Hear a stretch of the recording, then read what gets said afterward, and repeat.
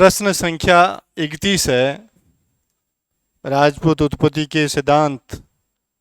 उसका अगला प्रश्न यह है कि किस विद्वान ने राजपूतों को शक सीथियन प्रमाणित करने के लिए तर्क दिया है कि राजपूतों के रीति रिवाज शक सीथियन गुणों से मिलते जुलते हैं।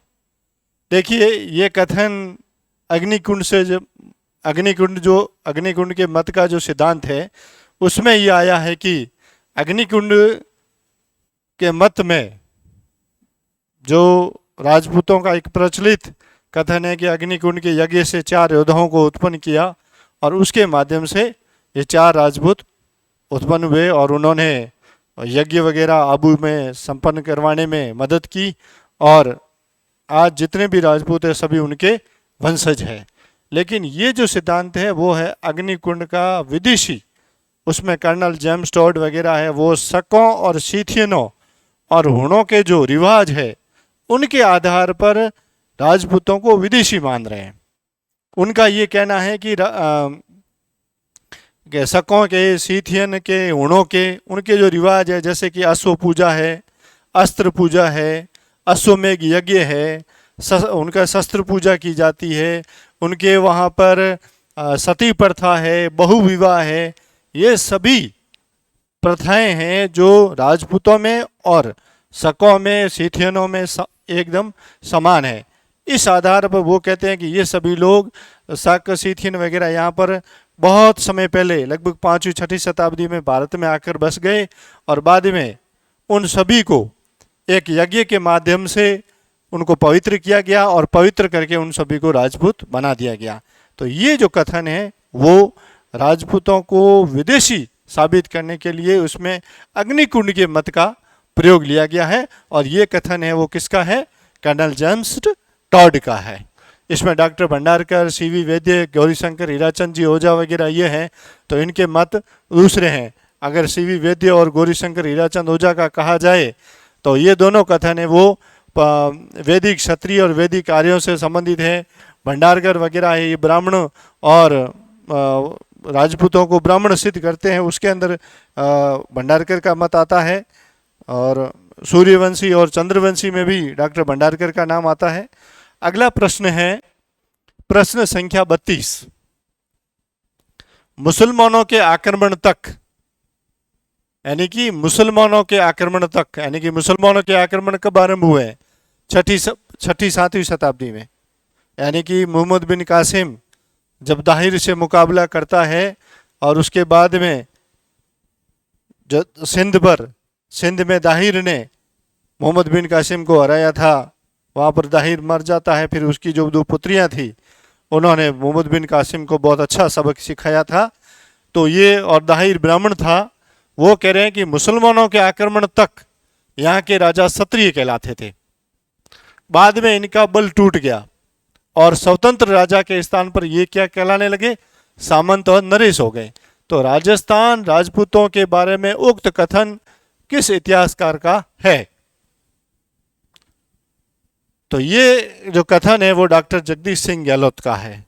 किसका है? डॉक्टर जगदीश सिंह गहलोत का है। उन्होंने कहा है जैसे कि मुसलमानों के आने तक इनको राजपुत्र कहा जाता था और उससे पहले एक प्रचलित शब्द था जिसका नाम था क्षत्रिय,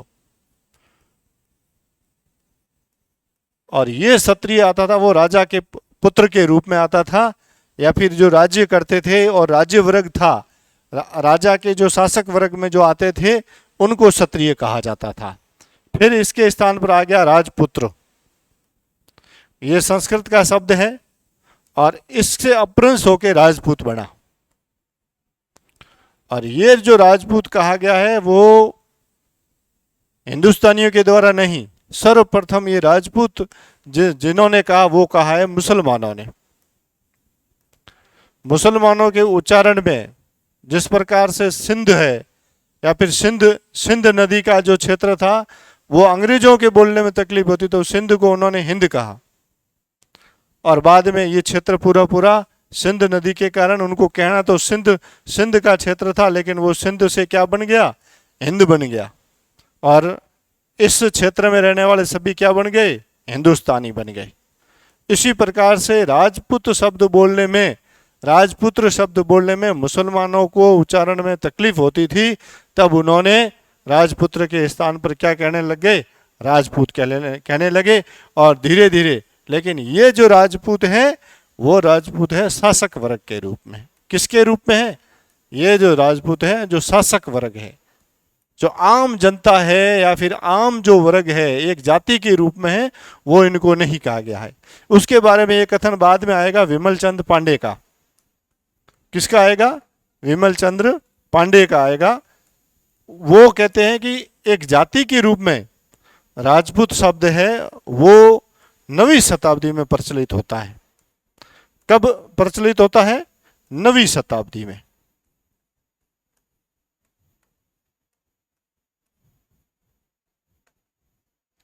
इस प्रकार से इस प्रश्न का उत्तर हो गया डॉक्टर जगदीश सिंह गहलोत। और अब आप आगे नेक्स्ट प्रश्न की ओर। राजपूत उत्पत्ति एवं उसके मानने वालों में असंगत कथन कौन सा है? वैसे ये प्रश्न पहले भी आ चुका है, एक बार और इसका दोहरान कर लेते हैं। कर्नल जेम्स टॉड और विलियम क्रूक, इन दोनों ने कहा है कि राजपूत क्या है? शक या सीथियन थे। बाद में यहाँ आए और उनका यज्ञ वगैरह के द्वारा उनका शुद्धिकरण किया गया।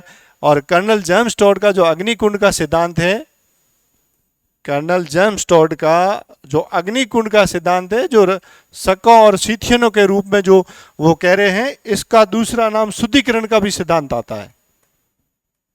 ये भी आ सकता है कभी कभी। यानी कि किस इतिहासकार ने राजपूतों के शुद्धिकरण का सिद्धांत दिया है? तो वो शुद्धिकरण का सिद्धांत किसने दिया है? कर्नल जेम्स टॉड ने दिया है। वो अग्नि के माध्यम से, अग्निकुंड के यज्ञ के माध्यम से राजपूतों को, शक और सीथियनों को एक यज्ञ के माध्यम से शुद्ध करके और उनको हिंदू बनाया जाता है। तो वो ये जो सिद्धांत है वो शुद्धिकरण का भी सिद्धांत कहलाता है। एक शुद्धिकरण का आंदोलन भी चला था, और वो शुद्धिकरण का आंदोलन था दयानंद सरस्वती के द्वारा चलाया गया था। ये शुद्धिकरण आंदोलन है और ये शुद्धिकरण है वो सिद्धांत है।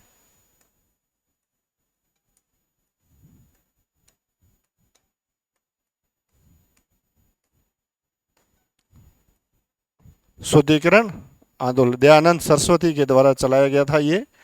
और राजस्थान के परिप्रेक्ष्य में दयानंद सरस्वती जी मारवाड़ के राठौड़ वंश के शासक जसवंत सिंह के समय यहाँ पर राजस्थान में आए थे, और ननी भगतन के द्वारा इनके साथ में एक घटना हो गई थी। उसके कारण ये मारवाड़ से आबू चले गए, और आबू से अजमेर गए। फिर अजमेर में दीपावली के दिन इनकी मृत्यु हो गई थी। और इन्होंने जो आंदोलन चलाया था वो कौन सा आंदोलन था? शुद्धिकरण का आंदोलन था। अगला प्रश्न है प्रश्न संख्या 34। राजपूत उत्पत्ति का अग्निकुंड मत से उत्पत्ति केवल एक ऐसी कल्पना पर आधारित है जो मध्यकालीन चारण और भाटों की चाटुकारी की प्रवृत्ति का प्रमाण है, और उपयुक्त मत है वो किस इतिहासकार का है? ये एक नया कथन आ रहा है और अग्निकुंड से संबंधित ये मत है। देखिए, ये प्रश्न है जो आपको लगभग आप 7-8 किताबें पढ़ेंगे तब जाकर ये राजपूत उत्पत्ति से संबंधित ये प्रश्न है वो आपके सामने आएंगे। और वैसे आप एक किताब का सहारा लोगे तो इतने प्रश्न आपके सामने ये नहीं आ सकते। ये शर्मा एवं पावा की किताब है, वहाँ से ये प्रश्न उठाए गए हैं। और हमारी जो कक्षा 9th और 10वीं की जो किताबें चल रही उसके अंदर भी कुछ प्रश्न वहाँ से हैं। तो ये राजपूत उत्पत्ति का अग्निकुंड का मत है से उत्पत्ति केवल एक ऐसी कल्पना पर आधारित है जो मध्यकालीन चारण और भाटों की चाटुकारी की प्रवृत्ति का प्रमाण है। यानी कि मध्यकालीन जो इतिहास राजपूतों का जो लिखा गया है वो चारण और भाटों के द्वारा लिखा गया, और इन्होंने जो ये कल्पना की है वो कल्पना सिर्फ केवल मात्र कल्पना है। और ऐसे में इनका जो ये कथन है अग्निकुंड का, जो वो सिर्फ एक कल्पना पर आधारित है। और ये जो कथन है वो किसका है? वो डॉक्टर दशरथ शर्मा का है। चलेंगे अगले प्रश्न पर। और नेक्स्ट प्रश्न है प्रश्न संख्या 35।